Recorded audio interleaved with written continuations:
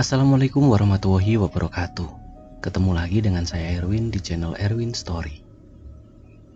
Gimana kabarnya? Semoga kalian baik-baik saja ya. Kali ini aku akan menceritakan sebuah cerita yang ditulis oleh Cerita Arwah. Seperti apa kengeriannya? Yuk cari posisi yang nyaman, rebahkan badan, selamat mendengarkan.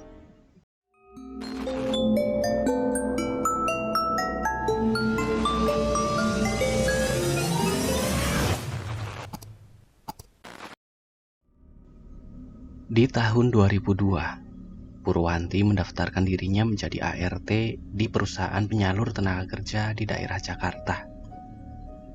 Di tahun tersebut umur Purwanti masih dibilang sangat belia, masih sekitar 15 tahun. Walau Purwanti masih tergolong ART yang belum berpengalaman, namun ia tetap nekat untuk bekerja mengadu nasib di ibu kota. Berhari-hari Purwanti berada di penampungan menanti majikan yang akan membawanya bekerja. Akhirnya penantian itu pun terjawab juga. Setelah Pak Iskandar dan istrinya Ibu Maljinah bersedia membawa Purwanti bekerja di rumahnya sebagai ART. Purwanti lalu dibawa ke rumah majikannya itu, di kawasan perumahan elit daerah Jakarta Selatan. Setibanya di sana, seperti biasa, Purwanti diajak berkeliling rumah untuk diperkenalkan dengan 3 ART lainnya, serta anak-anak dari Pak Iskandar dan Ibu Maljinah. Ada Revalno 10 tahun, Egar 7 tahun, dan juga Melisa 5 tahun. Selama 1 minggu Purwanti bekerja tidak ada hal-hal aneh yang ia rasakan. Keluarga Pak Iskandar pun bisa dibilang keluarga yang ramah tamah. Ketiga anak-anaknya pun sopan, dan para ART lainnya pun bersahabat menyambut Purwanti. Keadaan yang tenang itu tiba-tiba berubah, manakala Purwanti diminta Pak Iskandar untuk mengurus ibunya. Penasaran seperti apa kelanjutannya? Yuk kita langsung ke ceritanya. Pagi itu Yayasan Penampungan Tenaga Kerja ART tempat Purwanti tinggal ditatangi beberapa orang tamu yang akan memilih calon ART. Sebenarnya pemandangan itu sudah biasa terlihat setiap hari. Tapi kini yang menjadi pembeda bagi Purwanti adalah dirinya ikut dipanggil oleh Ibu Fitri untuk interview calon majikan. Pur, nanti kamu ikut saya ya ke ruangan. Ada calon majikan yang ingin mempekerjakanmu, ucap Ibu Fitri. Nggih, baik Bu, jawab Purwanti. Mendengar hal tersebut, Purwanti seketika menjadi sumringah. Alhamdulillah, semoga saja calon majikanku ini baik ya Allah. Gumamnya dalam hati sambil berjalan menuju ruang Ibu Fitri. Tok, tok, tok. Assalamualaikum, sapa Purwanti dari balik pintu. Waalaikumsalam Pur, silahkan masuk sini. Calon majikanmu sudah menunggu, jawab Ibu Fitri mempersilahkan Purwanti masuk. Purwanti langsung diajak bersalaman dan duduk bersama sambil ditanyakan seputar pengalaman bekerjanya oleh Pak Iskandar serta sang istri yang bernama Bu Maljinah. Jadi begini Purwanti, pertama-tama perkenalkan dulu, nama saya Iskandar dan ini istri saya Maljinah. Nah sekarang kami mau bertanya, apa kamu sudah berpengalaman bekerja sebagai ART? Tanya lembut Pak Iskandar. Nganu Pak, jujur saja saya belum pernah berpengalaman sebagai ART. Tapi insya Allah untuk pekerjaan sehari-hari seperti memasak, mencuci, setrika, dan bersih-bersih itu sudah menjadi rutinitas saya di kampung, tutur polos Purwanti. Oh begitu ya, gak apa-apa sih kalau memang kamu belum berpengalaman bekerja. Kebetulan di rumah saya sudah ada 3 ART lain yang terlebih dulu bekerja. Mungkin mereka bisa sedikit mengajari kamu pekerjaan rumah di sana. Yang penting kamu jujur, rajin, dan cekatan, jawab Ibu Maljinah. Gajimu per bulan sebesar 600.000. Belum termasuk bonus jika kami puas dengan kinerja kamu. Kamu tidak perlu khawatir soal makan. Apa yang kami makan, pastilah juga kamu ikut makan. Dan berikutnya mengenai peralatan mandi dan sebagainya, kami sudah persiapkan. Jadi uang gajimu bisa utuh untuk kamu kirimkan ke kampung ataupun kamu simpan untuk tabunganmu. Terang Pak Iskandar. Seketika Purwanti langsung terkesima mendengar gajinya yang saat itu bisa dibilang di atas rata-rata ART pada umumnya. Tanpa banyak bertanya-tanya dan tanpa ragu lagi, Purwanti pun menyepakati tawaran kerja tersebut. Lalu segera mengemasi pakaiannya untuk pindah ke rumah Pak Iskandar. Sesampainya di rumah Pak Iskandar, Purwanti dibuat terkesima dengan kemegahan rumah serta garasi mobil yang terisi oleh beberapa mobil mewah milik Pasturi tersebut. Ayo Pur, silahkan masuk. Di dalam sudah ada Yatmi, Riri, dan Tiwi untuk mengajari kamu. Ajak Ibu Maljinah sambil menepuk bahu Purwanti. Iya baik Bu. Maaf saya sampai melamun melihat rumah Ibu, jawab lugu Purwanti.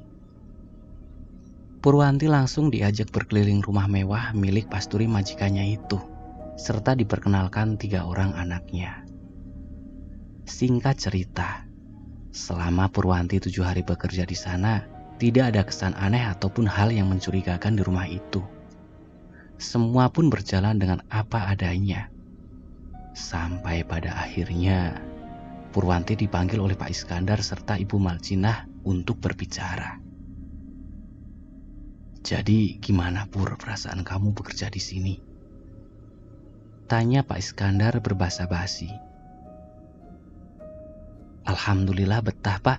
Saya kerasan sekali tinggal di rumah Bapak Ibu, jawab Purwanti. Begini Pur. Maksud kami memanggil kamu ke sini, sebenarnya kami ingin memberitahu kamu jika besok kamu dipindahkan bekerja di rumah ibu saya. Maaf kalau terkesan mendadak, karena pengasuh ibu saya tiba-tiba pulang kampung, jelas Pak Iskandar. Belum sempat Purwanti bertanya, Pak Iskandar melanjutkan kembali ucapannya. Kamu gak perlu khawatir Pur, ibu saya ini sudah benar-benar kondisinya lumpuh, bahkan tidak bisa bicara. Untuk makan pun harus dibantu melalui selang. Tugasmu hanya memberi makan dan obat tepat pada waktunya, mengganti pakaian, dan membersihkan tubuhnya 2 hari sekali. Semakin lama kamu bekerja di sana, gajimu akan kami berikan kenaikan 2 kali lipat, dan uang bonus lebih dari 3 ART saya. Di sana, kamu pun bebas untuk memasak makanan kamu sendiri, karena ibu saya sehari-harinya sudah ada makanan khusus untuknya. Purwanti kemudian menyanggupi pekerjaan tersebut, dan ia segera diantar oleh Pak Tanto, supir Pak Iskandar, menuju ke rumah sang ibunda yang letaknya pun tak jauh dari rumah Pak Iskandar. Mungkin hanya sekitar kurang lebih 15 menit. Dalam perjalanannya, Pak Tanto memberikan pertanyaan yang sebenarnya agak membuat perasaan Purwanti sedikit tidak karuan. Pur, apa kamu sudah yakin mau mengurusi Ibu Sulis? Tanya Pak Tanto tiba-tiba. Sudah Pak. Memangnya kenapa Pak? Kok tiba-tiba bertanya begitu? Tanya balik Purwanti. Enggak kok. Cuman kalau boleh saya berpesan, kamu simpan ya nomor handphone saya. Kalau kamu ada apa-apa, kamu bisa segera menelpon saya melalui telepon rumah di sana. Oh iya, satu lagi. Jika makanan, obat-obatan, ataupun perlengkapan kebutuhan Ibu Sulis habis, kamu juga segera menghubungi saya, ucap Pak Tanto. Begitu menginjakkan kaki di rumah ibunda Pak Iskandar, seketika bulu kuduk Purwanti merinding. Ada hawa lembab sekaligus tercium bau busuk menyengat di rumah besar tersebut. Gambaran dari rumah itu pun terkesan seperti rumah angker yang tidak terawat. sangat berbeda suasananya dengan rumah Pak Iskandar. Nah Purwanti, ini rumahnya Ibu Sulis. Kamu gak usah heran kalau rumah ini seperti tidak terawat. Karena memang setiap pekerja yang ada di sini hanya berfokus untuk mengurusi Ibu Sulis saja. Sebelum saya pulang, saya akan tunjukkan dulu kamar kamu. Sekaligus saya mau kasih tahu dulu letak-letak tempat penyimpanan yang ada di sini. Ucap Pak Tanto sambil menunjukkan kamar Purwanti, sekaligus memberitahu perkakas peralatan untuk Ibu Sulis. Saat Purwanti mengamati ruang demi ruang yang ada di rumah milik Ibu Sulis, mata Purwanti tertuju dengan penampakan banyaknya daun kelor yang ditempel di sudut-sudut dinding serta palang pintu. Pak Tanto, ini maksudnya apa ya? Kok banyak daun kelor yang ditempel di sini? Tanya Purwanti penasaran. Saya nggak bisa menjelaskan sekarang, tapi nanti akan saya kasih tahu kamu kalau memang waktunya sudah tepat. Sekarang saya mau pulang dulu, dan ini sudah saya bawakan juga daun kelor untuk kamu simpan. Simpan daun ini di bawah bantal kamu saat kamu tidur ya Pur. Jawab Pak Tanto dan langsung segera bergegas meninggalkan rumah Ibu Sulis. Penasaran Purwanti pun semakin tidak karuan saat mendengar ucapan Pak Tanto yang masih menjadi misteri. Sekaligus ia cukup shock melihat keadaan rumah Ibu Sulis yang terkesan sangat menyeramkan dan agak gelap walaupun hari masih siang. Purwanti mencoba menarik nafas panjang dan berdoa dalam hati. Ya Allah, hamba mau mencari rezeki. Semoga Engkau meridhoi jalan hambamu ini, agar hasil yang hamba peroleh menjadi berkah bagi hamba dan keluarga. Amin. Baru saja untayan doa terucap dari bibir Purwanti, seketika ia mendengar benda jatuh yang berasal dari lantai 2. Dengan setengah berlari, Purwanti menuju ke lantai 2 dan memastikan tidak ada barang yang jatuh serta memastikan Ibu Sulis masih berada di atas kasur. Loh, tidak ada yang jatuh. Mungkin itu kucing atau tikus yang ada di atas plafon. Gumam Purwanti.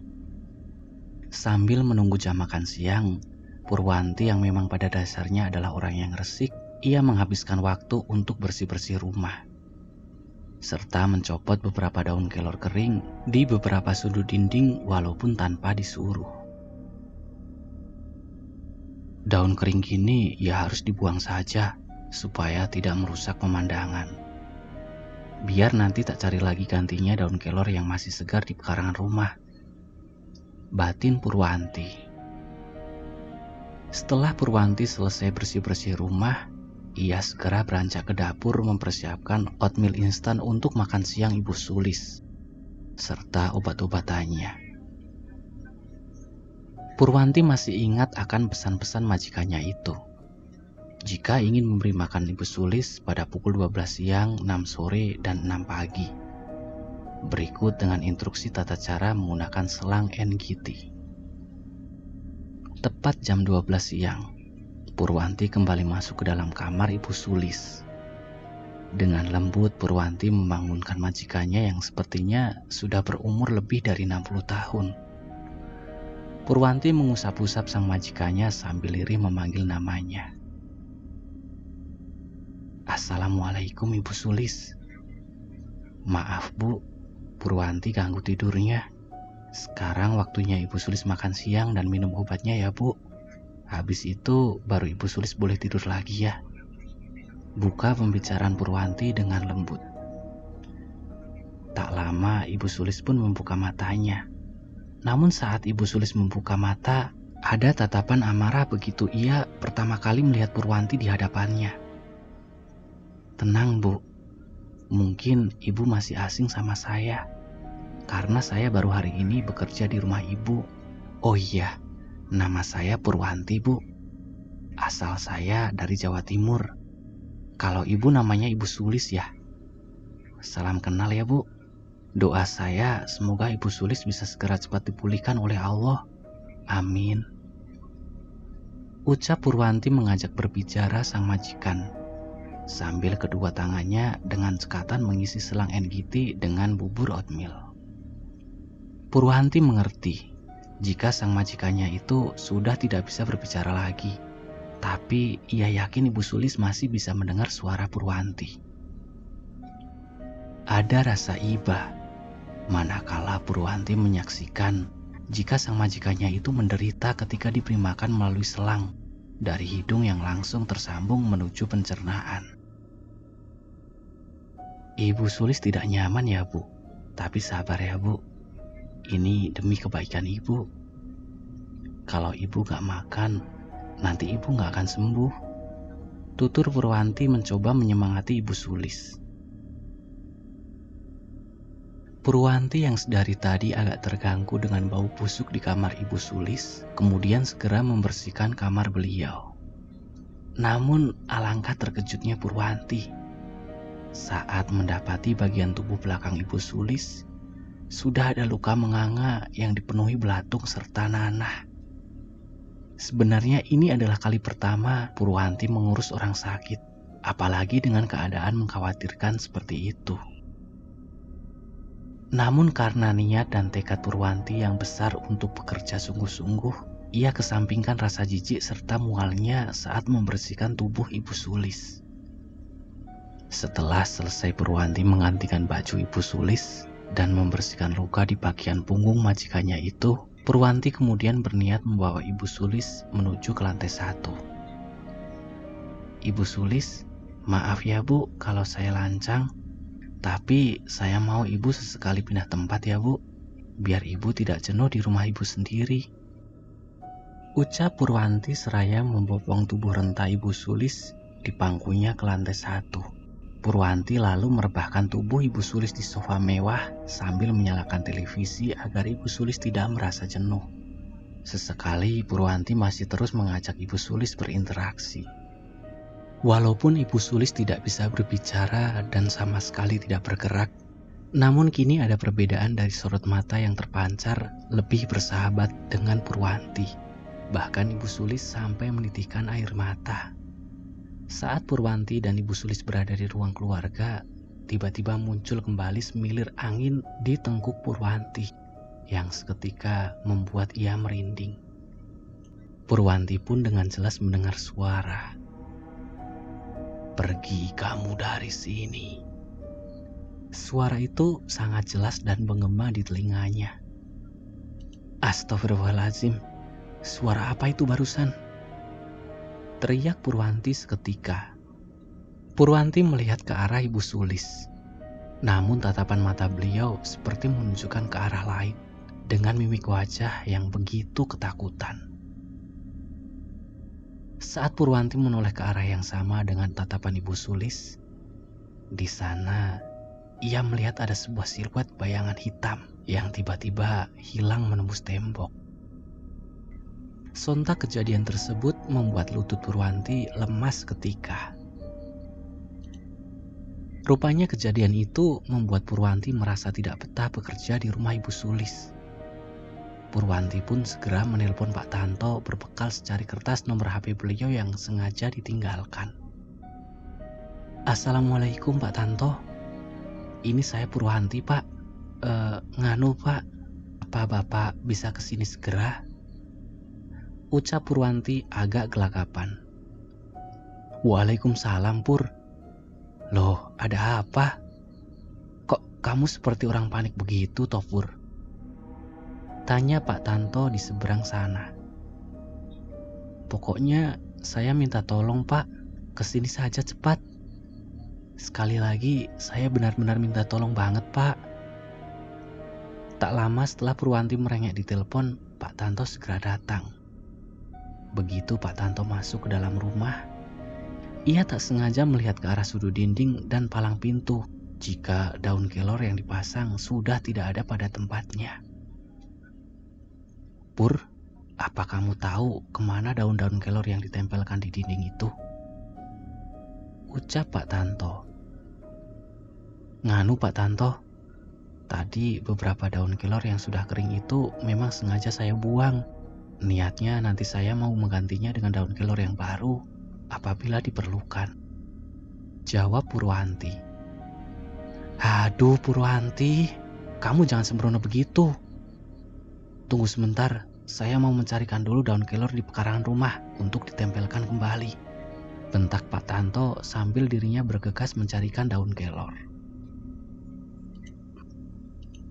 Dalam hitungan detik, Pak Tanto dengan cepat kembali ke dalam rumah sambil membawa lebih banyak daun kelor yang kemudian ia tempel-tempelkan di dinding dengan menggunakan selotip. Melihat hal tersebut, Purwanti heran dengan sikap aneh Pak Tanto. Setelah Pak Tanto selesai, barulah kemudian ia buka suara. Tadi ada apa Pur kamu telepon saya? Bikin panik saja kamu ini Pur. Untung saya masih ada di rumah. Kalau saya sudah di luar kota dengan Pak Iskandar, lah kamu gimana? Cecar Pak Tanto. Maaf Pak, saya nggak bermaksud buat Bapak panik. Tapi ada hal yang perlu saya sampaikan kepada Bapak, jawab Purwanti tidak enak hati. Ya sudah nggak apa-apa Pur. Sekarang kamu jawab aja ada perlu apa. Sampai ditelepon kamu bikin panik begitu. Pak, sepertinya saya mau kembali lagi saja ke rumah Pak Iskandar. Saya nggak betah di sini. Saya takut. Belum selesai Purwanti berbicara, Pak Tanto langsung memotong pembicaraan Purwanti. Kamu barusan melihat atau merasa ada hal-hal aneh di rumah ini ya? Pasti itu kan sebabnya kamu takut? Iya betul Pak Tanto. Saya takut sekali Pak. Penampakan itu benar-benar jelas terlihat walaupun saat ini masih siang bolong, jawab Purwanti tergagap. Pak Tanto kemudian menghela nafas sebelum berbicara. Sepertinya saya harus kasih tahu kamu, kenapa di rumah ini banyak ditempel-tempel daun kelor. Termasuk tadi pun saya menitipkan daun kelor untuk kamu simpan sendiri Pur. Pak Tanto kemudian menjelaskan karena rumah itu sedang dikuasai oleh dedemit yang akan mengincar nyawa Ibu Sulis. Untuk penghalang gangguan jin ataupun dedemit itu dipergunakanlah daun kelor yang sengaja ditempel di palang pintu serta sudut-sudut dinding. Makhluk-makhluk itu tidak akan berani menampakkan diri ataupun mengganggu selagi di dalam rumah masih ditempel daun-daun kelor itu. Kok ya nggak disolati atau dipanggil kiai saja Pak untuk mengusir hal-hal seperti itu di rumah ini? Tanya polos Purwanti. Kamu ini nggak tahu apa-apa Pur. Sekarang semua sudah aman. Saya sudah menempelkan daun-daun itu banyak di sini. Kamu nggak perlu takut lagi. Tugasmu hanya mengurusi Ibu Sulis dan tidak perlu capek-capek mengurusi rumah. Oh iya satu lagi. Jika gajimu di rumah Ibu Sulis berbeda dengan gaji para ART lain, jangan sia-siakan kesempatan itu loh Pur. Cerocos Pak Tanto mencoba meyakinkan Purwanti. Untuk sesaat Purwanti merenung. Ia berpikir, jika benar yang dikatakan Pak Tanto daun kelor itu bisa menangkal dedemit, mungkin ia akan bertahan mengurusi Ibu Sulis. Ya sudah kalau begitu Pak.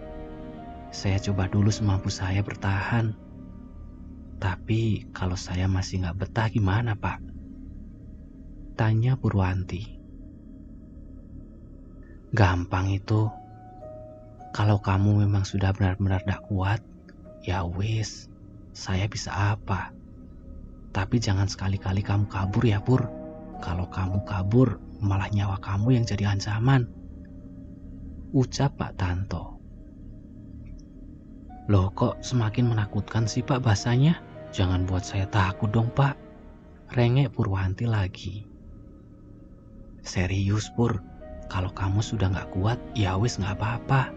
Tapi boya dicoba dulu. Sekarang kan sudah aman dengan daun kelor itu. Ingat ya, jangan sekali-kali kamu kabur. Atau nanti kamu akan dihantui oleh penghuni rumah ini. Pak Tanto pun segera berpamitan saat handphonenya kembali berdering. Pur, saya pulang dulu ya. Ini Ibu Maljina sudah telepon saya. saya mau menjemput ibu di salon. Pungkasnya sambil setengah berlari keluar. Kini kembali lagi di rumah yang besar itu. Hanya tersisa Purwanti serta Ibu Sulis yang sudah tidak berdaya. Ada sebuah beban di dalam benak Purwanti. Antara meneruskan pekerjaannya atau ia ingin pulang ke kampung. Namun ia ingat dengan adiknya yang masih duduk di bangku sekolah dasar. Dan juga sang ayah yang memiliki riwayat penyakit TBC. Sehingga ia mau tak mau menjadi tulang punggung keluarganya menggantikan tugas sang ayah. Memasuki jam 6 sore. Purwanti dengan sigap telah menyiapkan makanan untuk Ibu Sulis serta obat-obatannya. Purwanti senang karena berarti tugas di hari pertamanya hampir selesai setelah memberikan makanan untuk Ibu Sulis. Tapi saat ingin diberikan makanan melalui selang NGT, tubuh Ibu Sulis tiba-tiba kejang dan matanya pun ikut mendelik. Purwanti semakin panik, manakala semua pencahayaan lampu di rumah itu ikut berkedip dan terdengar gemas suara-suara manusia saling berbisik. Dalam kepanikan dan rasa ketakutan, Purwanti hanya bisa menutupi wajahnya sambil melantunkan doa-doa dalam hati. Beruntunglah kejadian aneh tersebut tidak berlangsung lama, dan keadaan kembali seperti biasa. Purwanti langsung memeluk sang majikannya yang tidak sadarkan diri, dan berulang kali dengan lirih memanggil namanya. "Bu, Ibu Sulis, Ibu Sulis. Bangun, Bu." Beberapa kali Purwanti membangunkan sang majikannya, sampai pada akhirnya Ibu Sulis membuka mata. Ada rasa lega saat mengetahui sang majikan bisa tersadar. Purwanti lalu melihat Ibu Sulis mengeluarkan air mata, dan entah mengapa kembali muncul rasa iba. Purwanti kemudian ingat saat terakhir kali ia menyaksikan ibundanya berpulang tanpa sempat Purwanti mengurusnya. Dalam batinnya, ia kemudian berjanji akan mengurus Ibu Sulis semampu dirinya. Purwanti mengurungkan niat untuk menelpon Pak Tanto perihal kejadian aneh barusan. Bagi Purwanti, kini keadaan sang majikan itu pun telah membaik. Ketika Purwanti sedang asik menonton televisi di ruang keluarga bersama Ibu Sulis, sekitar pukul 9 malam, rupanya Ibu Sulis sudah terlelap, tidur di sofa. Purwanti lalu berinisiatif kembali membopong tubuh renta Ibu Sulis menuju ke lantai 2 dan merebahkan tubuhnya di kasur. Sebelum Purwanti keluar kamar, ia sempat mengusap-usap lengan sang majikannya itu sambil berkata, "Ibu bubuk yang lelap ya. Besok pagi Purwanti bangunin lagi." Purwanti yang masih belum mau tidur, ia memutuskan untuk kembali menonton televisi di ruang keluarga. Kebetulan saat itu acaranya sedang seru untuk ditonton. Tapi alangkah kagetnya Purwanti saat melihat di lantai 1 ternyata sang majikan masih rebahan di sofa, persis dengan posisi yang sama. Purwanti seketika syok dan melihat ke dalam kamar sekali lagi untuk memastikan jika majikannya sudah benar-benar ia angkat. Tapi ternyata tidak ada siapapun di kamar itu. Wajah Purwanti mendadak pucat. Lidahnya terasa getir. Tubuhnya bergetar hebat dan peluh pun mulai bercucuran di kening Purwanti. Ia ingat jika ia benar-benar merasa telah membopong majikannya itu ke lantai 2.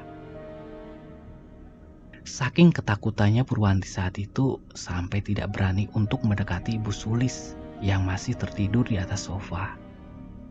Purwanti memilih berlari menuju ke kamarnya, mengunci pintu serta mengambil daun kelor yang Pak Tanto berikan dan ia simpan di bawah bantal. Lantunan adzan subuh rupanya telah membangunkan Purwanti dari tidurnya. Tak menyia-nyiakan waktu, Purwanti langsung bergegas mengambil wudhu dan menunaikan sholat subuh. Dalam doanya, ia dengan tulus memanjatkan doa untuk kesembuhan sang majikan serta ia minta dikuatkan agar bisa bertahan bekerja di rumah Ibu Sulis. Setelah puas ia berkeluh kesah dengan Sang Maha Pencipta, Purwanti kembali ke ruang keluarga untuk melihat keadaan Ibu Sulis. Ibu Sulis masih tertidur lelap dengan dengkuran pelan yang terdengar di atas sofa. Purwanti langsung mendekati Ibu Sulis sambil menyapa, serta mengusap-usap lengan Ibu Sulis. "Selamat pagi, Ibu Sulis. Maaf ya, Bu. Purwanti semalam malah tinggalin Ibu tidur di sini sendirian. Ibu harus tidur di sofa gara-gara Purwanti." Ternyata suara lembut Purwanti tak sengaja membuat sang majikannya itu terbangun. Sambil menunggu waktu jam 6 pagi untuk Ibu Sulis sarapan, Purwanti terus mengajak sang majikannya berinteraksi dengan cara mengajak sang majikan berbicara tentang kehidupan Purwanti di kampung dan curhatan hati Purwanti.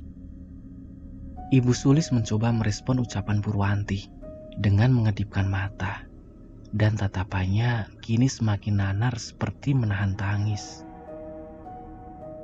Setiap kali Purwanti melihat ibu, rasa hati Purwanti sedih sekali.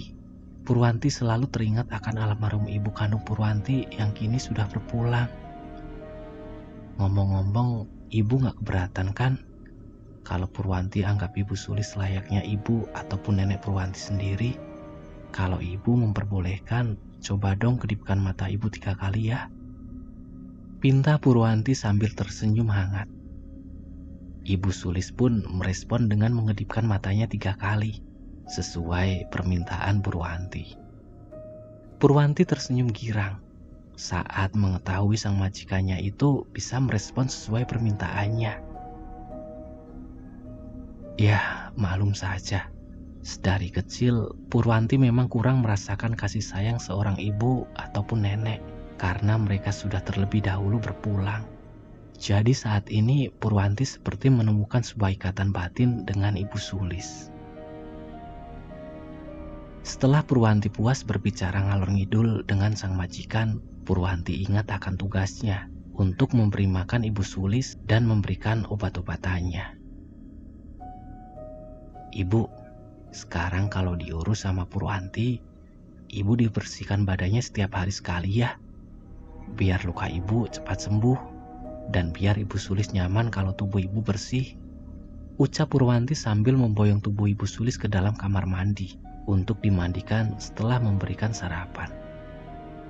Ketika Purwanti sedang fokus memandikan Ibu Sulis, kembali muncul keanehan lagi.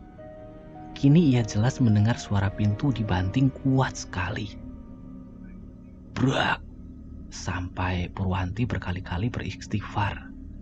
Kejadian itu sekaligus membuat mata Ibu Sulis kembali mendelik. Bibirnya yang terkunci seketika bisa menganga lebar. Tubuhnya pun kini mengejang kembali seperti kemarin. Purwanti yang sudah kalang kabut untuk kedua kalinya, kemudian ia mencoba menelpon kembali Pak Tanto pagi hari itu. "Assalamualaikum Pak Tanto." "Pak, tolong Pak. Ibu kejang-kejang Pak," ucap suara panik Purwanti. "Oh, kejang-kejang. Ya wis. Sudah biasa itu. Nanti sembuh sendiri kok. Kalau keadaan seperti itu, kamu ambil saja daun kelor di pekarangan rumah dan segera tempelkan di tubuh Ibu Sulis. Pasti setelah itu akan sembuh," jawab Pak Tanto dengan nada yang datar. "Tunggu ya Pur, saya pasti mampir ke situ setelah antar 3 anak Pak Iskandar ke sekolah. Kebetulan saya juga mau antar popok untuk Ibu Sulis serta ingin mengantar makanan beliau, titipan dari Pak Iskandar," sambung Pak Tanto. Setelah telepon ditutup, Purwanti kembali mengambil daun kelor di pekarangan rumah dan menempelkannya di bahu sang majikan. Anehnya, begitu daun kelor ditempelkan, Ibu Sulis berhenti kejang-kejang dan tubuhnya kembali terkulai lemas tak sadarkan diri. Sekitar 30 menit kemudian, Pak Tanto datang sambil membawa 1 kantong plastik belanjaan penuh. "Assalamualaikum Pur, ini saya bawakan titipan untuk Ibu Sulis," panggil Pak Tanto. Purwanti pun segera menemui Pak Tanto dan mencecar Pak Tanto dengan berbagai pertanyaan. "Pak Tanto, saya ini memang udik. Saya juga memang dari kampung. Tapi Mbok ya tolong saya ini jangan bodoh-bodohi terus. Sekarang Pak Tanto cerita sama saya apa yang sebenarnya terjadi dengan Ibu Sulis. Kalau seperti ini terus, lebih baik saya berhenti aja Pak kerja di sini," cecar Purwanti dengan nada yang kesal. "Sini duduk dulu Pur. Saya jelasin kalau memang kamu mau tahu.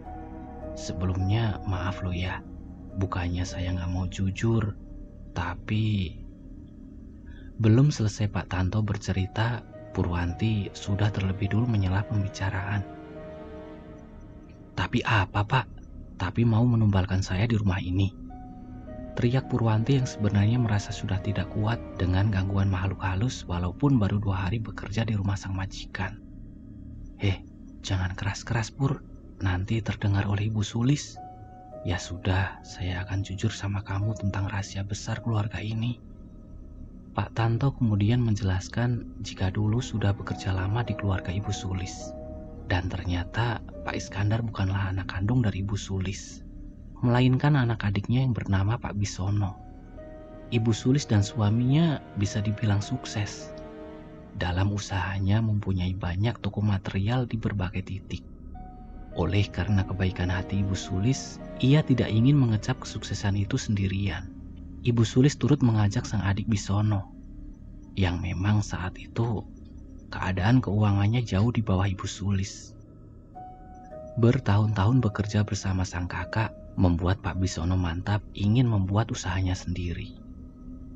Berbekal sejumlah modal yang digelontorkan oleh Ibu Sulis, Pak Bisono pun akhirnya berhasil membuat usaha toko material yang sama. Kebaikan Ibu Sulis belum sampai di situ saja.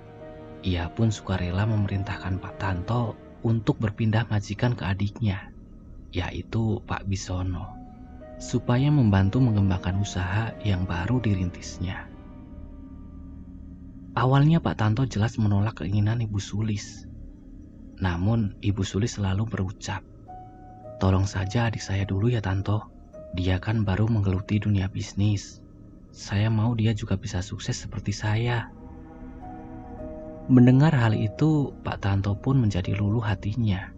Ia akhirnya bekerja dengan Pak Bisono untuk membantu usaha yang masih dirintisnya. Setelah beberapa waktu bekerja dengan Pak Bisono, sifat-sifat aslinya mulai terlihat. Pak Bisono rupanya bukan orang yang bijak seperti Ibu Sulis dalam mengelola keuangan. Uang keuntungan hasil usahanya dipakai untuk berfoya-foya, berjudi, dan mabuk-mabukan. Beberapa kali Pak Tanto menasihati Pak Bisono untuk bersikap lebih bijak dalam mengatur keuangan serta usahanya. Namun nasihat itu hanya sia-sia belaka. Seringkali Pak Tanto mendapatkan omelan dan makian yang terkadang membuat Pak Tanto sendiri geram oleh Pak Bisono. Singkat cerita, alih-alih Pak Bisono ini seperti tidak suka dengan kehadiran Pak Tanto dalam usahanya, ia malah menjadikan Pak Tanto seorang supir pribadi. Pak Tanto sempat berkeluh kesah kepada majikan lamanya, yaitu Ibu Sulis, perkara dirinya yang dijadikan supir pribadi. "Sudah, kalau semisal gajimu kurang, kamu datang ke saya. Saya akan kasih kamu uang tambahan, Tanto. Yang penting kamu bisa terus memantau adik saya. Saya khawatir dengan adik saya itu. Sebelum almarhum bapak dan ibu meninggal, ia berulang kali menitipkan Bisono kepada saya. Karena sedari kecil sifat Bisono ini agak sedikit lain dari anak-anak sebayanya," ucap Ibu Sulis. Pak Tanto pun menuruti saja kemauan Ibu Sulis. Setelah ia pikir-pikir, alangkah baiknya memang ia cukup menjadi supir pribadi, tanpa harus pusing memikirkan bisnis yang dikelola oleh Pak Bisono. Suatu hari, ia diminta untuk mengantar Pak Bisono ke rumah Ibu Sulis. Saat berada di rumah Ibu Sulis, muncul percekcokan antara Pak Bisono serta Ibu Sulis dan suaminya, sampai percekcokan itu terdengar oleh Pak Tanto. Inti dari percekcokan itu sebenarnya Pak Bisono meminta modal tambahan untuk usahanya yang hampir pailit. Tapi justru permintaan itu ditolak mentah-mentah oleh Pak Bahri, suaminya dari Ibu Sulis. Dan juga Ibu Sulis sendiri tidak menyetujuinya. Dari mulai waktu itu, Pak Bisono menjadi sering uring-uringan karena tidak mendapatkan modal dan meminta diantar Pak Tanto ke tempat aneh-aneh di pelosok-pelosok. Pak Tanto sempat bertanya, mau kemana dan untuk apa? Namun jawabannya selalu sama. Saya mau ke dukun, mau cari uang. Kala itu Pak Tanto hanya mengikuti saja suruhan Pak Bisono untuk mengantarnya berkeliling mencari dukun ampuh. Tanpa ia sadari, ternyata itu adalah awal mula petaka yang harus dihadapi oleh Ibu Sulis dan keluarganya. Di sisi lain, anak sulung Ibu Sulis secara tiba-tiba sakit kejang-kejang saat ia di kampus. Nyawanya sudah tidak tertolong dalam perjalanan menuju ke rumah sakit. Berselang 2 tahun kemudian, menyusul anak bungsu Ibu Sulis yang juga meninggal akibat kejang-kejang. Seperti tidak ada habisnya cobaan Ibu Sulis. Tidak memakan waktu lama dari kematian anak keduanya, sang suami pun harus menghadap Sang Pencipta karena sakit misterius. Mencium ada sesuatu gelagat aneh, beruntunglah dengan cepat Pak Tanto menyadari jika ini ada kaitannya dengan Pak Bisono yang mencari-cari dukun untuk kekayaan. Pak Tanto segera memberitahukan kepada Ibu Sulis jika kematian-kematian anak serta suaminya ada guna-guna ilmu hitam di belakangnya. Saat itu Ibu Sulis masih tidak percaya. Namun karena akibat teror ilmu hitam yang perlahan Ibu Sulis sendiri rasakan, ia pun meminta untuk segera dipanggilkan semacam kiai ataupun mengerti akan ilmu kebatinan untuk mendoakan serta membentengi pagar rumahnya. Hal tersebut rupanya tidak membuat perubahan dalam kehidupan Ibu Sulis. Ia malah menjadi semakin sering didatangi sosok orang besar hitam tinggi berbulu dan bertaring yang selalu menghantui Ibu Sulis. Diam-diam Pak Tanto yang merasa bersalah pun kembali menemui satu persatu dukun yang pernah didatangi Pak Bisono. Dan akhirnya ditemukan fakta baru. Pesugihan tukar giling. Ini adalah pesugihan yang banyak berhasil dilakoni. Majikanmu itu telah berhasil melakukan pesugihan tukar giling dengan cara menumbalkan sosok orang yang dia benci. Pak Tanto tersentak. Ia seakan tak percaya jika Pak Bisono tega melakukan hal tersebut. Andaikan saja Pak Tanto ikut menguping pembicaraan Pak Bisono dengan si dukun, mungkin lebih cepat Pak Tanto bisa melindungi keluarga Ibu Sulis. Sebab setiap kali Pak Tanto mengantarkan Pak Bisono ini ke rumah dukun-dukun, pastilah Pak Tanto tidak diperbolehkan ikut masuk dan mendengar percakapan mereka. Kini semua sudah hampir terlambat dan Pak Tanto pun hanya bisa mencari penangkalnya. Bisa saja, tapi saya sendiri tidak bisa memastikan jika korban pesugihan tetap akan selamat. Dia pasti akan mati oleh iblis itu. Namun dengan adanya penangkal itu, hidupnya bisa lebih lama. Dan lagi, jika perjanjian tukar giling itu melebihi waktu yang ditentukan karena korbannya belum juga meninggal, bisa jadi bosmu sendiri yang akan menjadi tumbalnya. Ucap si dukun. Dukun itu lalu memberikan sehelai daun kelor. Ia pun berpesan jika sebaiknya daun kelor itu disimpan di dalam rumah korban di setiap sudut rumah untuk menjaga iblis itu datang menjemput Ibu Sulis. Dan itulah cikal bakal mengapa banyak daun kelor yang ditempelkan di rumah Ibu Sulis. Setelah menyulut sebatang rokok, Pak Tanto kembali menambahkan ceritanya. Jika Pak Bisono sudah meninggal akibat ulahnya sendiri. Dan anaknya yang bernama Pak Iskandar sempat diurus oleh Ibu Sulis. Walaupun ia tahu yang membuat perlakuan keji itu adalah Pak Bisono.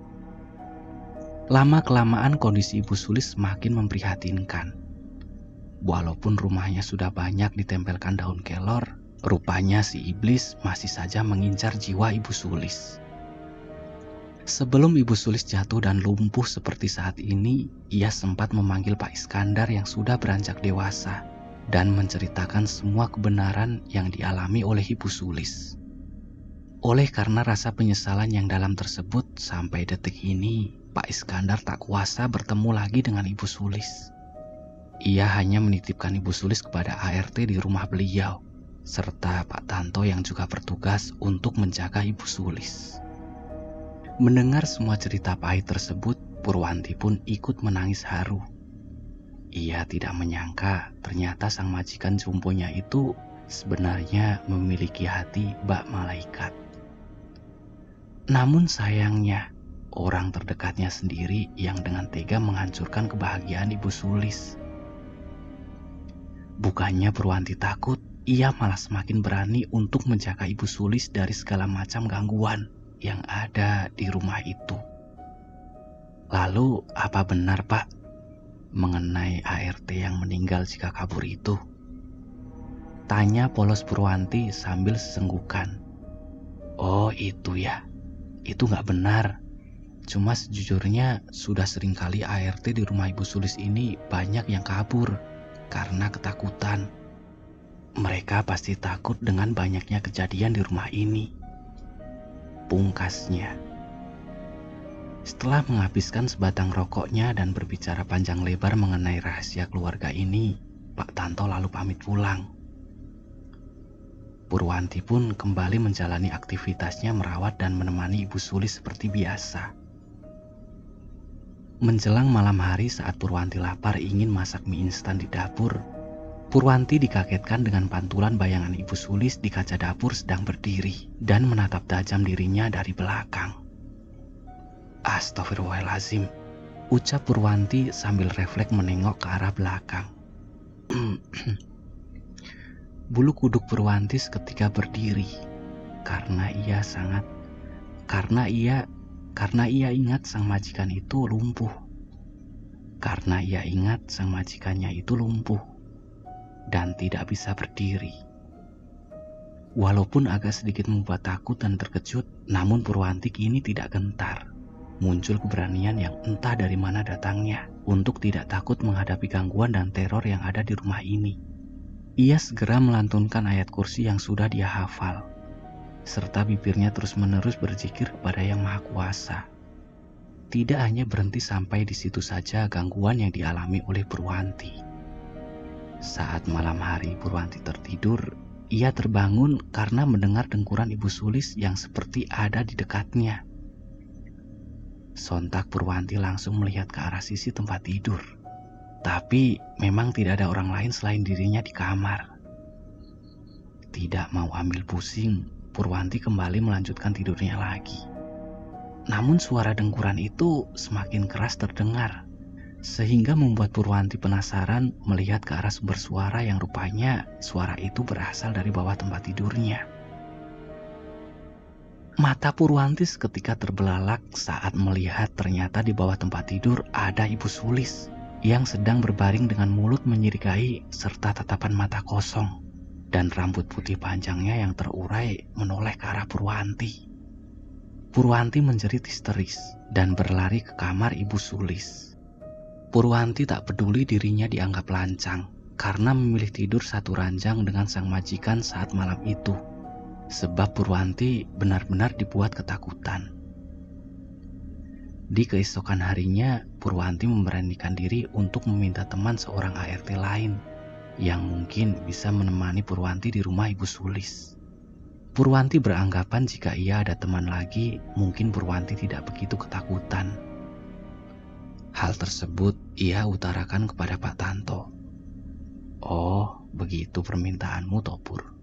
Tapi sepertinya Pak Iskandar tidak akan setuju. Soalnya pernah ada 2 bahkan 3 ART sekaligus di rumah Ibu Sulis, tapi tetap saja mereka kabur.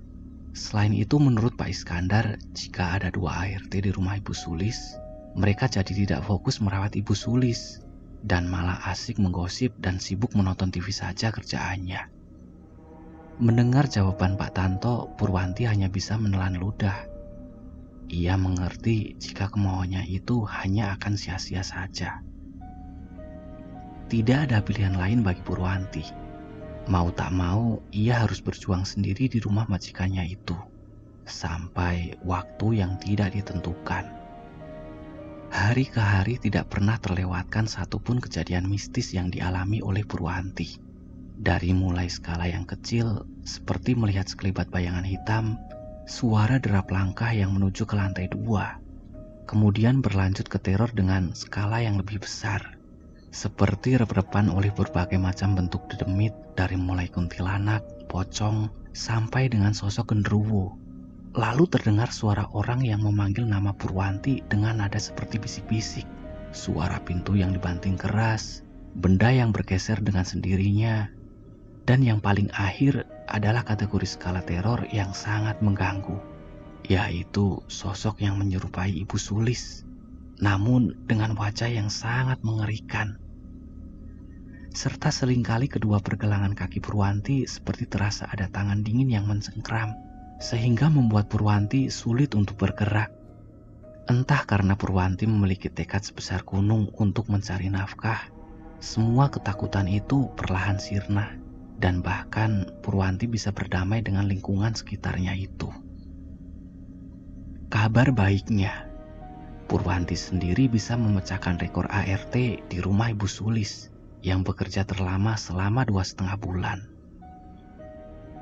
Akhir dari kisah horor Purwanti adalah berhenti bekerja di rumah Ibu Sulis, karena Ibu Sulis telah meninggal dunia di tahun 2002 di bulan September tanggal 11.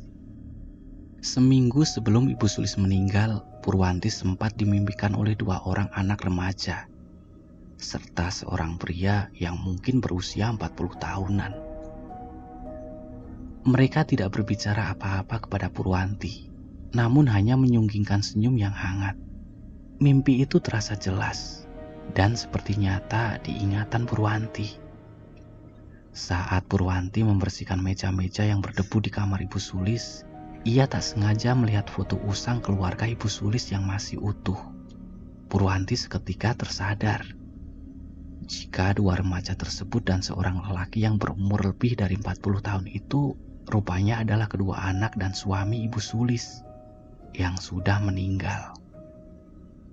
Ibu Sulis sudah ada saya yang menjaganya, kalian tidak perlu khawatir, batin Purwanti sambil menatap foto usang itu. Menjelang 2 hari sebelum kematian sang majikan, Purwanti kembali bermimpi hal yang sangat aneh. Dalam mimpinya itu, Purwanti melihat Ibu Sulis, namun dengan keadaan yang sehat dan bugar. "Nduk, terima kasih ya. Kamu sudah mau merawat ibu dengan penuh cinta. Di akhir hayat ibu bahagia sudah menumbuhkan orang yang tulus hatinya merawat ibu walau dalam keadaan lumpuh. Ibu bisa mendengar semua keluh kesahmu, nak, dan dalam relung hati ibu terus mendoakanmu agar kamu bisa meraih apa yang kamu cita-citakan." Setelah mendengar ucapan tersebut, kemudian Purwanti terbangun seketika dari mimpinya di pagi itu. Ketika ia menyapa dan mengusap lengan sang majikan, barulah Purwanti menyadari jika suhu tubuh Ibu Sulis panas sekali. Purwanti segera mencoba mengkompres dengan air dingin sang majikannya itu, namun suhu tubuhnya masih saja panas. Purwanti akhirnya meminta Pak Tanto memberikan obat penurun panas untuk Ibu Sulis. Tapi setelah ditunggu sampai larut malam, suhu tubuhnya yang ada malah semakin tinggi. Terakhir kali Ibu Sulis mengalami kejang-kejang, mungkin karena suhu tubuhnya yang sudah terlalu panas, dan sempat dilarikan ke rumah sakit. Namun dirinya dinyatakan telah meninggal setelah mendapat penanganan selama 30 menit di ruang UGD. Sepeninggal Ibu Sulis, nampak sepertinya Purwanti agak terpukul karena ikatan batin yang dirasakan oleh Purwanti. Ia benar-benar merasakan kehilangan sosok sang majikannya itu. "Pur, bisa kamu ikut sama kami?" ucap Pak Iskandar dan istrinya saat di rumah sakit. Dengan mata yang masih sebab, kemudian Purwanti mengikuti Pak Iskandar serta Ibu Maljinah ke dalam mobil mewahnya. Purwanti bertanya-tanya apa yang akan mereka bicarakan, dan dalam pikirannya pun melayang kemana-mana. jika Purwanti akan disalahkan atas kematian Ibu Sulis. Pur, kami memanggil kamu ke sini karena kami ingin memberikan kamu sedikit rezeki sebagai bentuk dedikasi kamu telah mengurus Ibu Sulis. Kami mendengar dari Pak Tanto pekerjaan kamu selama 2,5 bulan merawat Ibu Sulis dengan penuh perhatian. Kamu tidak hanya mengurusi beliau dengan sepenuh hati, tapi juga bisa merawat rumah yang sebelumnya kotor dan tidak terurus, kini layak dihuni sepeninggal Ibu Sulis. Sekarang terimalah ini, sedikit dari apa yang kami bisa berikan untuk kamu, ucap Pak Iskandar sambil memberikan satu amplop coklat tebal. Untuk selanjutnya, kamu masih mau bekerja menunggu dan merawat rumah bekas Ibu Sulis saja atau mau pulang ke kampung saja, Pur? Tanya Ibu Maljinah melanjutkan percakapan suaminya. Sepertinya Purwanti akan pulang saja, Bu, ke kampung halaman. Terima kasih atas kebaikan Ibu dan Bapak sudah mau menjadikan Purwanti ART di rumah kalian. Dan Purwanti pun diberikan kesempatan mengurusi mendiang Ibu Sulis. Jawaban Purwanti lugas untuk menolak tawaran bekerja di rumah tersebut karena ia merasa jika tugas utamanya sudah diselesaikan. Ya sudah, baiklah kalau begitu. Biar besok Pak Tanto yang akan mengantar kamu ke stasiun untuk kamu bisa pulang ke kampungmu, jawab Pak Iskandar. Dalam perjalanan pulang menuju ke kampung halaman, Purwanti melihat amplop coklat yang diberikan oleh Pak Iskandar. Purwanti terkejut. Ternyata isi di amplop itu uang sebesar 15 juta rupiah. Purwanti pun menggunakan uang tersebut untuk membeli ternak dan sawah, yang pada akhirnya modal tersebut ia gunakan sampai dengan hari ini. Terima kasih yang sudah mendengarkan cerita ini sampai selesai. Gimana menurut kalian cerita ini? Komen di kolom komentar ya. Saya Erwin, sampai ketemu di cerita selanjutnya. Jangan lupa subscribe ya. Terima kasih.